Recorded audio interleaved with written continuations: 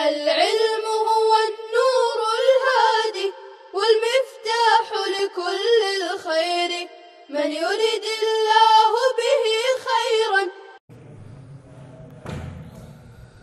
بسم اللہ الرحمن الرحیم. یہ تیسیر علوم الحدیث کا سبق ہے. بیان چل رہا تھا ترمذی شریف کے تعارف کا. مصنف نے وعدہ کیا تھا کہ صحاح ستہ کا ہم تعارف کرائیں گے اور 2-3 کتابوں کا مزید کر دیں گے. اس میں صحاح ستہ میں جامع ترمذی کا بیان چل رہا ہے، جس میں سبق کی عبارت یہ ہے: الا انہ اتخذ، حمزہ وصلی ہے، الا انہ اتخذ لنفسہ فی کتابہ ھذا اطلاقات، مگر یہ کہ امام ترمذی نے اپنے لیے اس کتاب میں کچھ مخصوص اصطلاحات رکھی ہیں. اطلاق کے معنی بولنا. کچھ مخصوص اصطلاحات رکھی ہیں. وَأَوْصَافًا، یہ ہونا چاہیے. اتخذ اطلاقات تو ہو گیا کیونکہ یہ مفعول بھی ہے تو زیر آئے گا اس پہ، لیکن وہ اوصافاً یہاں بات نہیں بنے گی، اس پہ زبر پڑھنا پڑے گا. اوصافاً علی الاحادیث، مگر یہ کہ امام ترمذی رحمۃ اللہ علیہ نے اپنے لیے اپنی کتاب میں، اپنی اس کتاب میں، کتابہ موصوف صفت، مضاف الیہ موصوف، وہذا صفت، مگر یہ کہ امام ترمذی رحمۃ اللہ علیہ نے اپنے لیے اپنی اس کتاب میں کچھ مخصوص اصطلاحات اور مخصوص اوصاف رکھے ہیں احادیث پر. یعنی جو مشہور اصطلاح ہے ھذا حدیث صحیح، ھذا حدیث حسن، ھذا حدیث غریب، تو اس کی جو جمہور نے تعریف کی ہے وہ تو ہے ہی، لیکن امام ترمذی اس کو اپنی کتاب میں بولیں گے تو اس کی اپنی اسپیشل تعریف کریں گے. تو جو لوگ ان کی تعریف نہیں جانتے تو جمہور کی تعریف لکھ کر کے ان پر اعتراض کرتے ہیں، حالانکہ انہوں نے اپنی الگ اصطلاح مقرر کی ہے. اور لا مشاحۃ فی الاصطلاحات، اصطلاحات کے مقرر کرنے میں کوئی حرج نہیں ہے، کوئی جھگڑا نہیں ہے. کوئی اپنی الگ اصطلاح مقرر کر سکتا ہے.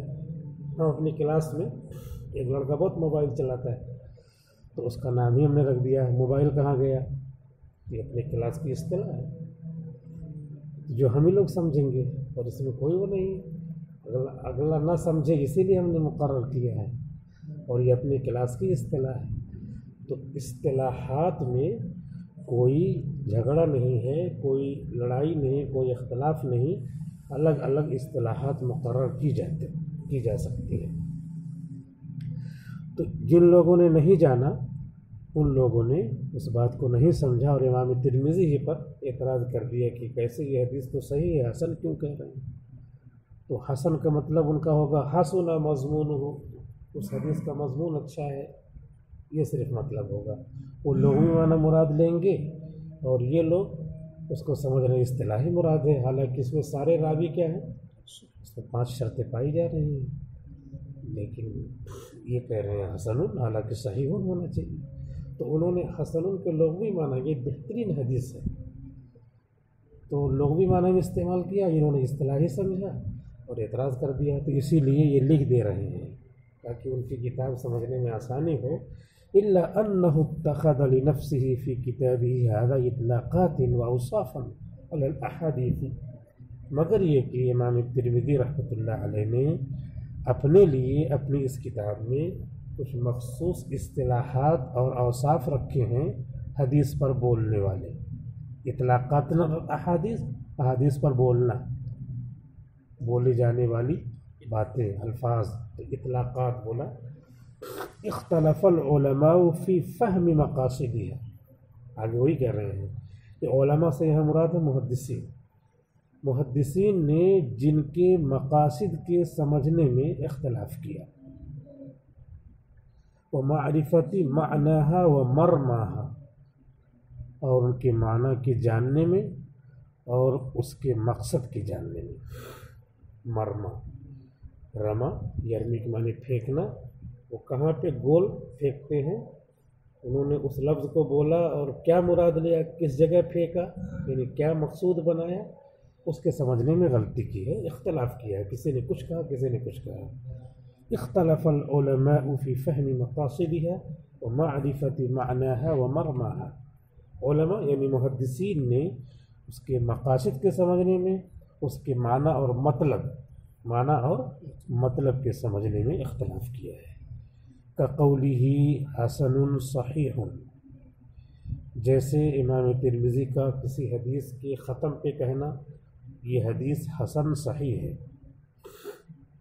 حسن صحیح ہے، صحیح کہتے ہیں جس کے راویوں میں 5 شرطیں پائی جائیں، اور حسن کہتے ہیں جس میں ایک کم ہو. کیسے دونوں ہو جائے گا؟ اب اس کے کیا کیوں کہا انہوں نے، اس کے مطلب سمجھنے میں کسی نے کچھ بیان کیا کسی نے کچھ بیان کیا. انہوں نے اتخذ لنفسه فی کتابی ھذا اطلاقات و اوصافا علی الاحادیث، انہوں نے اپنی مخصوص اصطلاح رکھی ہے. وحسن غریب، غریب حسن سے کم درجے کی حدیث ہوتی ہے، اور حسن اس سے اعلیٰ درجے کی، حسن صحیح سے تھوڑا نیچے. تو غریب بھی کہہ دیا حسن بھی کہہ دیا، ایسا کیسے ہوگا؟ دونوں نہیں ہو سکتا. عربی اول میں پڑھ رہا عربی دوم میں بھی پڑھ رہا، ایسا کیسے؟ تو اس کی جو اصطلاح انہوں نے رکھی ہے، ایک جگہ لغوی معنی ہوگا یا اس کا مطلب ہوگا حسن او غریب، حسن او صحیح او پوشیدہ ہوگا. اس طرح لوگ مطلب بیان کیے ہیں، الگ الگ مطلب. وہ حسن صحیح غریب، ایک حدیث ختم کیا اس کے نیچے لکھ دیا هذا حدیث حسن صحیح غریب. صحیح کا اعلیٰ درجہ ہے، حسن کا اس سے نیچے، غریب کا ایک دم نیچے، تو کیسے تینوں ہو جائے گا؟ تو اس کے مطلب سمجھنے میں محدثین نے کیا کیا ہے، اختلاف کیا ہے. اور اس کا حل کیا ہے؟ ان کی الگ اصطلاح ہے. اگر یہ سمجھ جائیں کہ انہوں نے اس معنی مراد لیا تو کوئی بات ہی نہیں ہوئی. جو مقرر اصطلاح ہے اس کو لے کر کے یہاں سمجھیں گے تو ضرور اعتراض ہوگا. وحسن لیس اسنادہ بذاک القائم، اور حدیث حسن ہے ان کی اسناد اس طرح اس کے ساتھ قائم نہیں ہے، مضبوط نہیں ہے. اس طرح کے الفاظ انہوں نے استعمال کیے ہیں. وتفصیل معانی وإيضاح مرامی هذه الأوصاف ليس محلها هذا الكتاب، اور ان اوصاف کے مقاصد کی وضاحت اور معانی کی تفصیل کا محل یہ کتاب نہیں ہے. اس کتاب میں اس کی تفصیل کرنے لگیں گے تو اصول تو تھوڑے سے ہوتے ہیں، فاعل مرفوع ہوتا ہے. اب 100 مثالیں دینے لگے تو مفعول بھی کا کب پڑھائیں گے آپ؟ ویسے لاک ڈاؤن چل رہا ہے، ٹائم کم ہے، مدرسہ کھلے گا تو کم ٹائم ملے گا. تو اس لیے یہ کتاب جو اصول کی ہے اس میں اصول کی باتیں کی جائیں گی، اور جو مسائل کی کتابیں ہیں، فروعات کی کتابیں، اس میں فروعات بتائی جائیں گی. اصول میں فروع بھی گھسا دے تو ظاہر سی بات ہے کہ یشوش ذہن القاری، جب موضوع سے ہٹ جائیں گے تو قاری کا ذہن کیا ہے، تشویش میں، اس کو تشویش میں ڈال دیں گے. تو اسی لیے کہا کہ ان اوصاف کے یہ سب ہے، اس کو بتا دیا کہ ان کی اصطلاح ہے، لیکن ہم نے تھوڑا سا اشارہ کر دیا، مطلب بتا دیا تاکہ آئیڈیا ہو جائے کہ اس کا کیا مطلب ہے. تو یہ کہہ رہے ہیں کہ ہم تفصیل کریں ان اوصاف کی مقاصد کی وضاحت اور معانی کی تفصیل کا محل. یہ کیا ہو گیا؟ معانی اور مرامی، یہ سب جمع مکسر ہے، غیر ذوی العقول، تو واحد مؤنث کے حکم میں. تو لیس محلھا ھذا الکتاب، ان سب کا محل حدل کتاب یہ کتاب نہیں ہے، کیونکہ یہ اصول کی کتاب ہے، اصول حدیث کی کتاب ہے۔ وقد بسطنا تفصیل ذلک فی شرحنا، اور ہم نے اس کی تفصیل کو کھول کھول کر بیان کیا ہے، اس کی تفصیل کو بیان کیا ہے۔ بسطنا اور تفصیل، تفصیل کے معنی بھی کھول کھول کے بیان کرنا، بسطنا کے معنی بھی کھول کھول کے بیان کرنا، پھیلانا، تو مفعول مطلق ہی کہہ سکتے ہیں، ورنہ ہو جائے گا آب زمزم کا پانی، اس طرح ہو جائے گا۔ تو اس لیے ایک معنی کریں گے، آب زمزم کہیے یا زمزم کا پانی کہیے، تو اسی لیے بسطنا تفصیلا زیادہ زیادہ مفعول مطلق کہہ سکتے ہیں۔ وقد بسطنا تفصیل ذلک فی شرحنا، اور ہم نے اس کی تفصیل کو بیان کیا ہے اپنی شرح میں، علی موقظۃ الذہبی، علامہ ذہبی کی موقظہ نامی کتاب پر، والحسن فی میزان الاحتجاج، اور حسن فی میزان الاحتجاج نامی کتاب پر، جو ہم نے شرح لکھی ہے اس میں اس کی تفصیل وہاں پہ لکھی ہے۔ یہاں پر یہ موضوع نہیں ہے، صرف یہ بتانا کہ امام ترمذی رحمۃ اللہ علیہ نے اپنی کتاب میں حدیث پر حکم لگانے میں خاص اپنی اصطلاح مقرر کی ہے، اتنا جان لینا بس، یہی بہت بڑی بات ہے۔ اس کے بعد اس کی حدیث کو لانا، مثالیں دینا، لمبی چوڑی باتیں کرنا، تو آگے کے اصول رہ جائیں گے۔ وقد وصف البعض الترمذی بالتساہل، بعض محدثین نے تو امام ترمذی رحمۃ اللہ علیہ کے ساتھ سہولت پسندی کا الزام لگا دیا، سہولت پسندی کا لقب چسپاں کر دیا۔ وقد وصف البعض الترمذی بالتساہل، اور بعض محدثین نے تو امام ترمذی کو متساہل کہہ دیا، سہولت پسند، وهو علی خلاف ذلک، اور یہ کہنا اس کے خلاف ہے، یعنی سہولت پسندی کا الزام لگانا صحیح نہیں ہے۔ کما بیناہ فی غیر موضع، جیسا کہ ہم نے اس کو بیان کیا ہے اس جگہ کے علاوہ میں، یا ہم نے اس کو بیان کیا ہے کئی جگہ پہ بیان کیا ہے، یہاں پہ نہیں۔ کتابہ ھذا، ان کی یہ کتاب من انفع الکتب علی الاطلاق، ان کی یہ کتاب ترمذی شریف مطلقاً بہت نفع بخش کتاب ہے، مطلقاً، یعنی کوئی قید نہیں ہے کہ اس قید کے ساتھ نفع دے گی، نہیں، جس موضوع پہ لکھی گئی ہے ہر پڑھنے والا سمجھنے والا اس سے فائدہ اٹھا سکتا ہے۔ علی الاطلاق کا مطلب کوئی قید نہیں ہے، مطلقاً جس موضوع کے لیے لکھی گئی ہے وہ بہت ہی مفید ہے۔ فجزاہ اللہ عن المسلمین خیر جزاء، تو اللہ تعالیٰ ان کو بدلہ دے مسلمانوں کی طرف سے، المسلمین الف لام استغراقی، تمام مسلمانوں کی طرف سے بہترین بدلہ، خیر جزاء مفعول مطلق ہے، اور جزا ماضی ہے لیکن دعا کے معنی میں ہے۔ اللہ تعالیٰ ان کو تمام مسلمانوں کی طرف سے بہترین بدلہ دے، ورحمہ اللہ تعالی، اور اللہ تعالیٰ ان پر رحم فرمائے۔ اتنا بیان ہو گیا ترمذی شریف کا۔ ترمذی شریف کی مصنف کا نام بتایا، کنیت، اور والد کا نام، دادا کا نام، پردادا کا نام، لقب، اور ترمذی شریف کا اصل نام بتایا الجامع الکبیر، اور مجازاً الجامع الصحیح کہتے ہیں، اور اس میں بتایا کہ اس میں ضعیف، منکر، موضوع اور صحیح تمام طرح کی حدیثیں ہیں، لیکن صحیح نام دیا ہے، مجازاً نام دیا ہے الجامع الصحیح ہے۔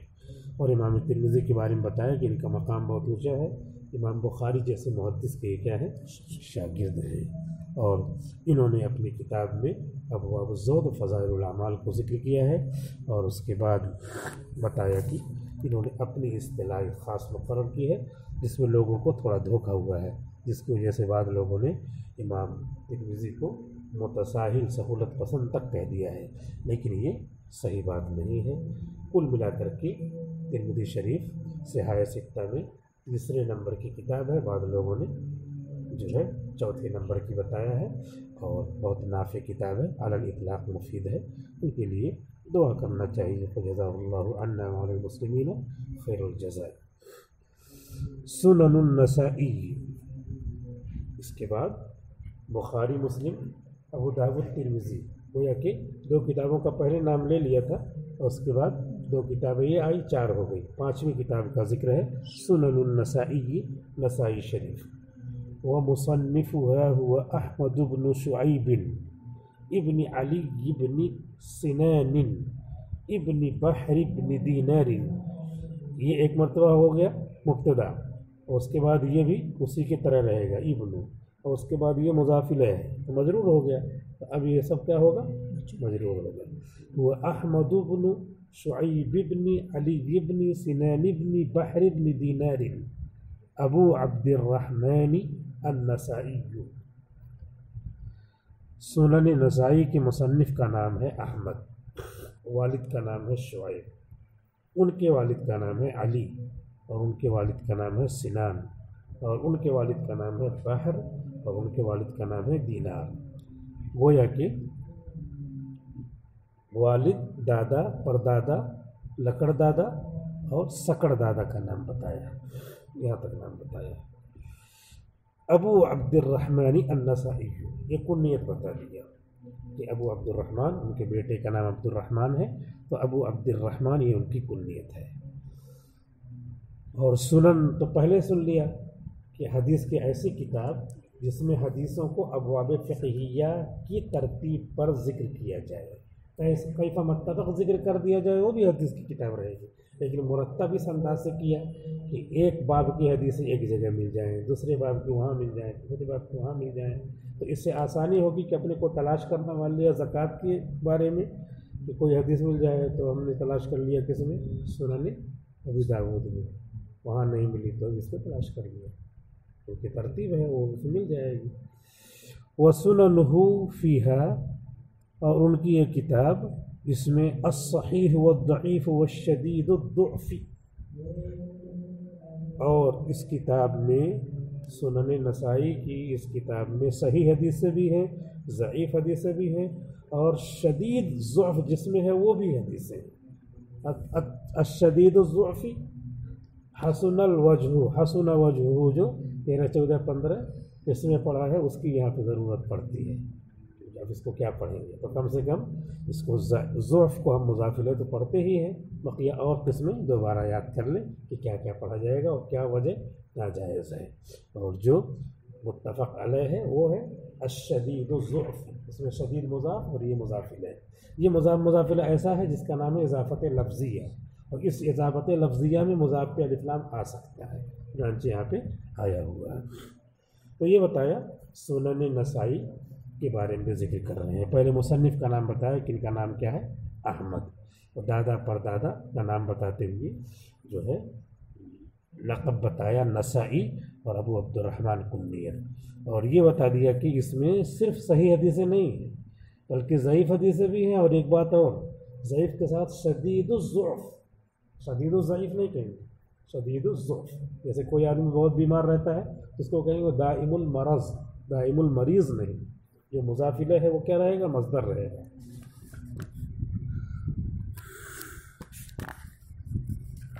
व अख़्ता मन अतलक़ अस्सिहत अलैहि, और ख़ता की है उस शख्स ने जिसने इस पर सिर्फ सेहत का इतलाक़ किया है, इसमें सिर्फ सही हदीसें ही हैं, वो ख़ता कर रहा है।